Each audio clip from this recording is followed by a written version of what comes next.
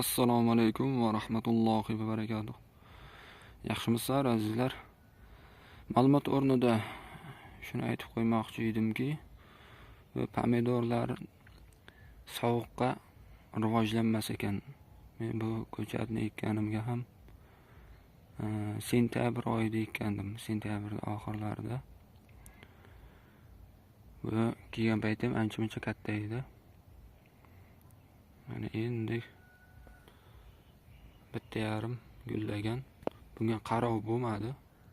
Qarov qanday? Shu issiqlikda yetkazib berolmadik, faqat ochiqda qolaverdi kechasi ham. Rivojlanmadi. Demoqchimanki, erta eksam, erta chiqaraman deganlar, misol uchun ataplenasi yo'qlar, 3 qavat, 4 qavat qilib chiqaraman deganlar, baribir issiqlik bo'lmasa bunga rivojlanmas ekan. Ming qishda qiynalib salofonni ochib yopib nima qilganingiz bilan rivojlanmaydi ekanda. Bunga issiqlik kerak ekan. Hozir 11-noyabr. Pashta 2 oy bo'lyapti. Ekilganiga ham. Yana bir 10 kun, 15 kundan keyin 2 oy bo'lib qoladi. 2 oyda mana shuncha o'zgarish bo'lmadi deganda endi. Undan ko'ra shu qishda shu o'rtalariga ekibman, issiq yaqin aralashaverib, keyin ekkan yaxshi deb qoldimda. Bularni ko'rib holatini. Mana bu ham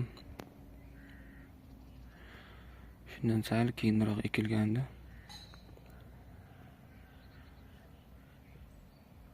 O'zgarish katta emas-da bunga. Issiqlik bo'lganda yaxshi rivojlanib ketardi.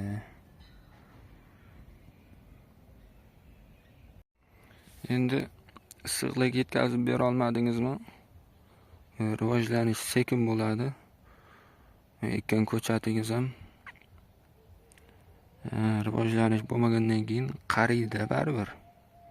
Yosh ko'chat yaxshi meva beradi-ku, qaraganga nisbatan. Shularni hisobga olib qo'yish kerak deb o'yladim. Kimgadir foydali bo'lsa, xursandmiz. Bizni kuzatib borayotganlar esinglarda bo'lsa, mana shu yerni ag'darishni boshlagandim. Necha kun ketdi deb qiziqqanlar bo'lsa, to'g'risi hisob-kitobdan adashib ketdim. Juda men ishchan yigit ekanman-da. Где-то bir 5-6 kun ketdi yo, 6,5 soatga. O'zim ham tez harakat qilib ishlamadim, bemalolroq bo'lib ishladim. Agar yaxshi ishlaydigan bo'lsa, shu 3 kun, agar yana ham zo'r ishlaydigan bo'lsa, 2 kunga ham ag'darib bo'lsa bo'lar ekan. 6,5 soatda.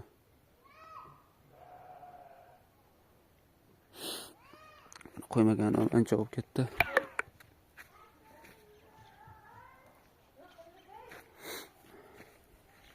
Mana yog'i yurilaverib ko'chatga deb haydayotgan payt yana yumshatamiz.